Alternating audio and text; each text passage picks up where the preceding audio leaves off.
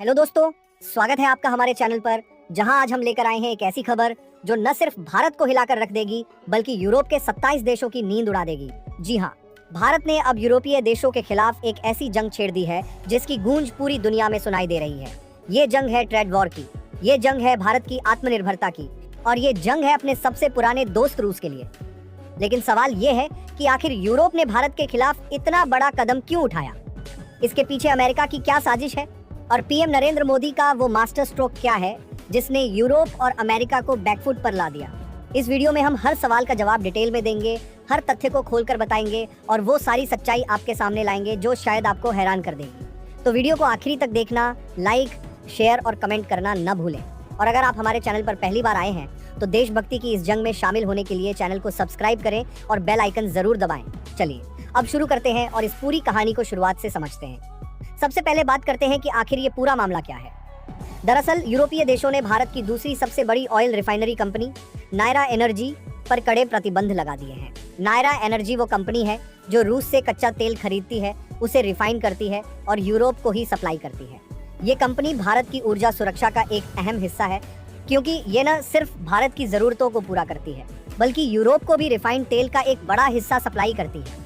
लेकिन यूरोप को भारत और रूस की ये दोस्ती बिल्कुल बर्दाश्त नहीं हुई।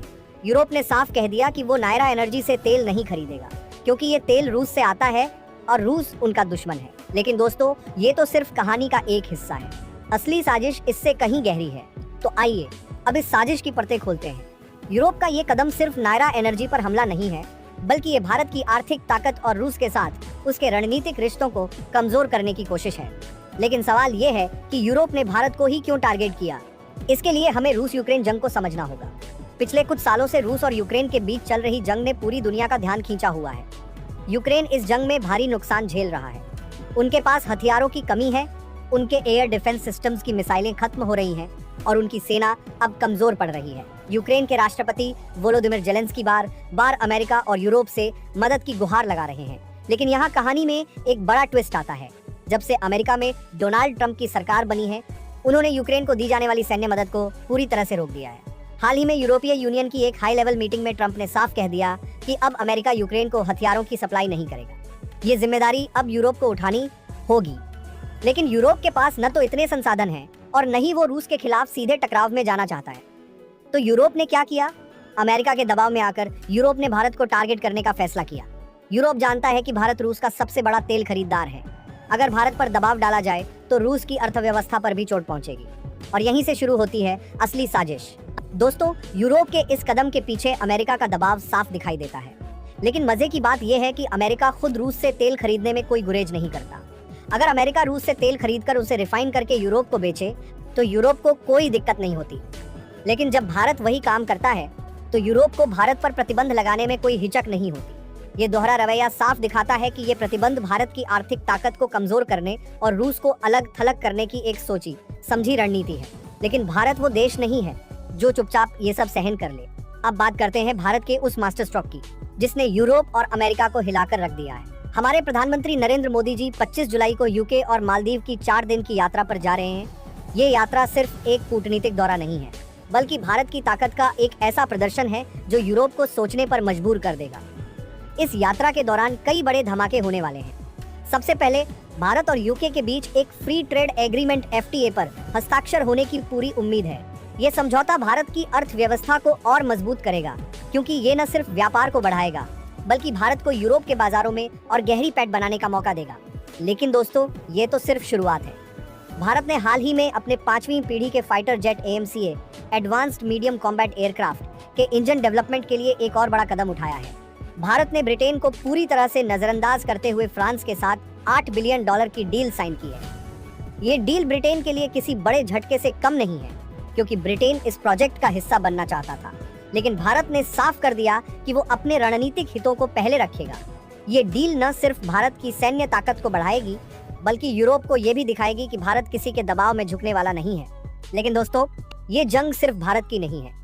भारत का सबसे पुराना दोस्त रूस भी इस जंग में उसके साथ कंधे से कंधा मिलाकर खड़ा है। रूस की सबसे बड़ी तेल कंपनी रोजनेफ्ट ने यूरोप के इन प्रतिबंधों को गैरकानूनी और अनुचित बताया है।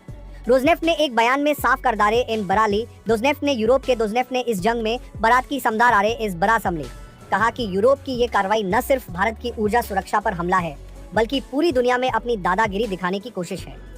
रोजनेफ्ट ने यह भी कहा कि यूरोप के प्रतिबंध भारत की नायरा एनर्जी को नुकसान पहुंचाने के लिए नहीं, बल्कि रूस की अर्थव्यवस्था को कमजोर करने के लिए लगाए गए हैं। लेकिन रूस ने साफ कर दिया कि वो भारत के साथ मिलकर यूरोप का मुकाबला करेगा। इतना ही नहीं, रूस ने एक और बड़ा कदम उठाया है। हाल ही में खबर आई है कि रूस के राष्ट्रपति व्लादिमीर पुतिन यूक्रेन के साथ शांति वार्ता के लिए तैयार हो गए हैं। यूक्रेन ने हाल ही में एक नया पीस टॉक ऑफर भेजा है, जिसमें जेलेंस्की ने पुतिन के साथ आमने सामने बातचीत की मांग की है। मॉस्को टाइम्स की एक रिपोर्ट के मुताबिक रूस ने इस ऑफर को स्वीकार कर लिया है, लेकिन अपनी शर्तों पर। पुतिन ने साफ कहा है कि वो शांति वार्ता के लिए तैयार हैं, लेकिन रूस के लक्ष्यों को हासिल करना उनकी पहली प्राथमिकता है। अब सवाल ये है कि क्या पुतिन और जेलेंस्की आमने सामने बैठकर इस जंग को खत्म कर पाएंगे?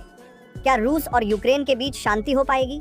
ये सवाल अभी अनसुलझा है, लेकिन इतना तय है कि रूस भारत के साथ अपनी दोस्ती को किसी भी कीमत पर कमजोर नहीं होने देगा। अब बात करते हैं पीएम मोदी की उस यात्रा की, जो यूरोप के लिए किसी बुरे सपने से कम नहीं है। 25 जुलाई को पीएम मोदी यूके और मालदीव की 4 दिन की यात्रा पर जा रहे हैं।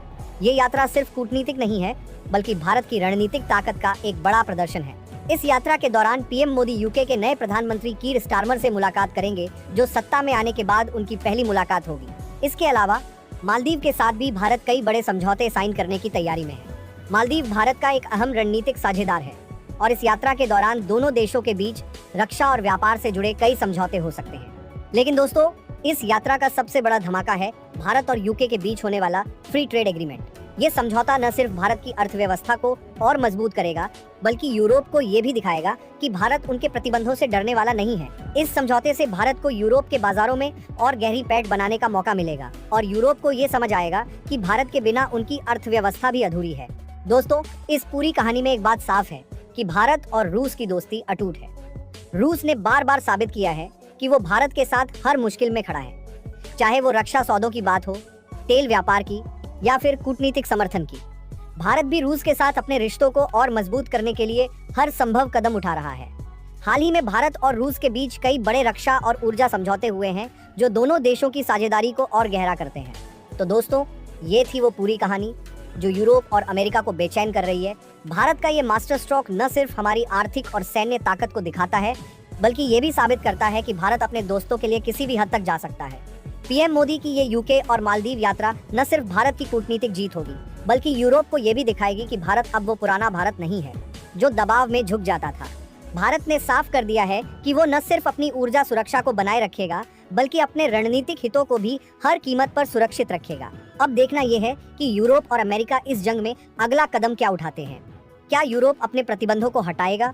क्या रूस और यूक्रेन के बीच शांति वार्ता सफल होगी? और सबसे बड़ा सवाल, क्या भारत इस ट्रेड वॉर में यूरोप को पूरी तरह से मात दे पाएगा? इन सारे सवालों के जवाब जानने के लिए हमारे चैनल के साथ बने रहें। वीडियो कैसी लगी कमेंट में जरूर बताएं। अपने दोस्तों के साथ शेयर करें, लाइक करें और चैनल को सब्सक्राइब करना न भूलें। आखिरी बार कह रहा हूँ, बेल आइकन दबाना मत भूलना, क्योंकि ऐसी धमाकेदार खबरें हम आपके लिए रोज लेकर आते हैं। जय हिंद, जय भारत।